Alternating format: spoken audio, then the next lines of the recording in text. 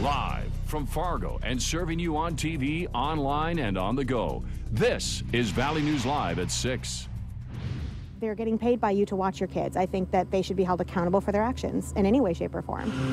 Concerns over a local child care facility after a teacher forgot about a 4-year-old kid left alone in a hot van for a half hour. Thanks for joining us tonight. Mike has the evening off.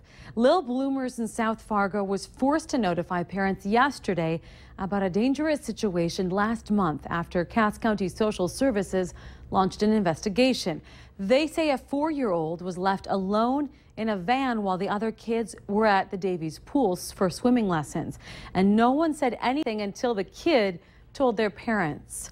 We begin to investigate after a parent contacted our whistleblower hotline, giving us a copy of a letter sent home from Lil Bloomers. Valley News Team's crime and safety reporter, Nicole Johnson, investigates. I can't even imagine how that poor kid felt.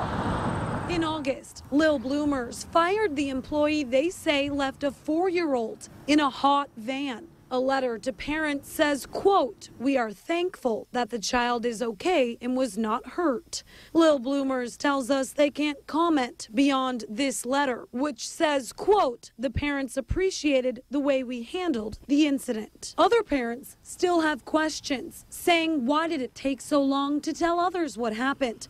And Social Services says this isn't Lil Bloomers' first run-in. If you're paying top dollar, you want to make sure your kids are taken care of. And as a parent, I'm very picky about the people that watch my kid. Sadie Walters stopped bringing her 7-year-old to Lil Bloomers last year. Like, my little girl was sitting in a van by herself for 20 minutes. How do you think she felt? Are you kidding? She says they forgot about her daughter while the others went to play at the park. People break people's windows over a dog being in a car for 10 minutes. Put a child in a car for 25 minutes to a half hour on an 80-degree day. That car gets pretty hot pretty quick. If you're going to break a window over a dog, why would you not take the same precautions as with a child? Walters says she learned a lesson. Pay close attention to who's watching your child. A couple seconds to a minute, that's one thing. It's a complete another to leave them in there for a length of time by themselves. As far as Lil Bloomers, they say, quote, "We are taking every precaution necessary to prevent an incident of this nature from happening again." Nicole Johnson, Valley News Live. As far as the employee who was fired, Child Protective Services tells us they can't release a name and they are not taking further action on this person.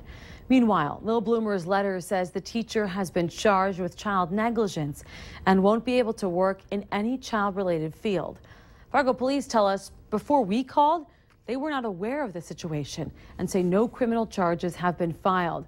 If you'd like to read the letter, you sure can. Go to valleynewslive.com and then click on this story. And if you ever need help uncovering fraud, corruption, or any issue in your community, just call our whistleblower hotline at 701-237-6576. Leave your tip with us. A member of our investigative team will get on the case and go to work exposing the truth. Well, it was another quiet, cool, and nice day out there today. Some sunshine peeking through those clouds. Let's see if we can sleep with the windows open again tonight. Hutch? Yeah, it looks like another cool evening across most of the valley. And the radar here behind me, Stephanie, showing just a couple of sprinkles. And that's what we're looking at on that sky cam. Most of it not reaching the ground, but an isolated sidewalk wetting sprinkle will briefly move through. The better chance of rain moving through southern Clearwater County now and in towards Hubbard County, north of Park Rapids. For this evening, temperatures in the low 70s, only for the next hour or so before we succumb to the 60s. It'll be a cool evening, but quiet on the weather front. Now we have had some northern lights around, and look who was out with the neck bent to the northern sky. Robert Hahn capturing this beautiful scene. Another chance of those northern lights tonight. We'll have more on that, more in your forecast for the week and weekend. That's a great shot. It really is. He's a talented photographer as well. And meteorologist. He does everything. He does a lot of everything, yes. All right, thanks, Hutch. U.S. Senator Heidi Heitkamp says she will not run for governor of North Dakota. She's been considered a potential candidate for the Democratic nomination for several months. Current Governor Jack Dalrymple announced last month he will not seek re-election. Heitkamp's U.S. Senate term expires in 2018. What started as reports of a house explosion just east of Barnesville, Minnesota, turned out to be not much at all. We discovered that a man building a new home off of Highway 34 had been burning wood materials, but he says he likely used just a little too much gasoline, causing an explosion noise. Neighbors made an emergency call after hearing the noise and seeing smoke that appeared to be coming from a neighbor's home. My wife and I talked about that, after the fire department left, and we thought that was a good thing. She was going to call the neighbors and actually thank them. It won't happen again, I'll definitely let the fire department know, before I do something like that again. Nobody was hurt or nothing was damaged in this. Once the fire department realized what exactly had happened, they canceled backup and gave the homeowner a warning to report any controlled burns to the department. A man is behind bars tonight after having almost 70 grams of crystal meth on him with the intent to distribute it. The Moorhead Police Department arrested 42-year-old Moises Santana. Santana was taken into custody without incident and is currently in the Clay County Jail pending formal charges. The total street value of that meth is valued around $14,000, and police say, as in all drug investigations, more arrests could come.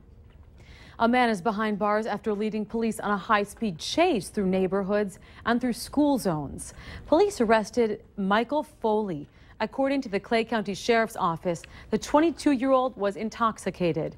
The chase ended after he drove off the road into a tree in Moorhead off of Main Avenue. The chase began in Dilworth, and police tried to cancel it 3 times when the driver sped through school zones. Dilworth and Moorhead police, along with Minnesota State Patrol and the Clay County Sheriff's Department, chased him for miles before the driver finally crashed. We have some new information now regarding a suspicious bag that required the Grand Forks Bomb Squad to be called into action last night. It now appears the situation actually required just a cleaning team. The bomb squad was called to this parking lot of this apartment complex just east of the Alara Center around 11 o'clock last night. This backpack with the words "danger, stay back" were printed on it. Police now say they've found the owner, who simply says he had gotten sick to his stomach in the bag and threw it out of his car. The words are a simple slogan. Identified as a military type of patch, commonly used, so that it's not anything where this is associated with the military or any type of association like that. It's just a fairly common patch and a fairly common backpack. Now, the owner of the bag is not facing any charges, and the cost of bringing out the bomb squad last night was actually free. That's because all of the officers on the bomb squad team were already at work.